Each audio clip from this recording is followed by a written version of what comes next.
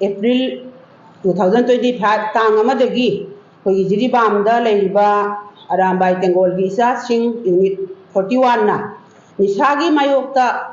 changsilaiba khongjang asida aikhoigi Jiribam district asida leiriba aikhoigi community kharana aikoi Jiribam asibu mangunaba silakpa asi aikoi Jiribamgi parja moina khoi jajaningde aduga aikhoigi Jiribamda leiriba nisada laisuraba icha inausing kannabagi khongjangda changsilaiba Arambai Tengolgi isa ani Jamir Hussain Laskar Bakhal Kasar Assamda leibana अखोई मरान सिजलगा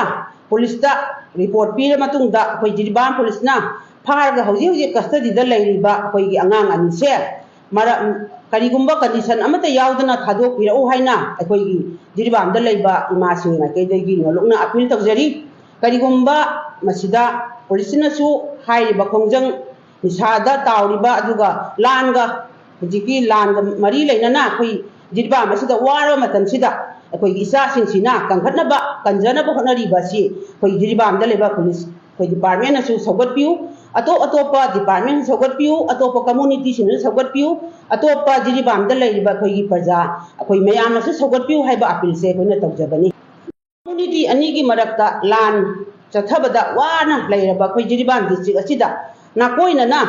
अतोपा state तगी मी ने अकांदा Jiribamदा supply तौनबा थाजलइबसे अखोई यामना लाइबक थीबनी मसी अखोई Jiribamगी प्रजा Moina अखोई जानिंगदे मसी खोंगबम हंदोपियु अदुगा अतोप Jiribamदा लेरिबा community सिनसु असिगुंबा थेंगनबिरबदी मसीदा support तौमिनसी अदुगा हाइरिबा मियोइसिंसे अखोइना वारकपदा फाबदा मतेंग पांगबियु हाइनसु अमु हन्ना appeal तौजरी अदुगा लोइनना Arambai Tengolgi इसा अनि फाजनबसे जानरबा मतुंगदा चटखरगा हाइरिबा Jamir Hussain Laskar सिना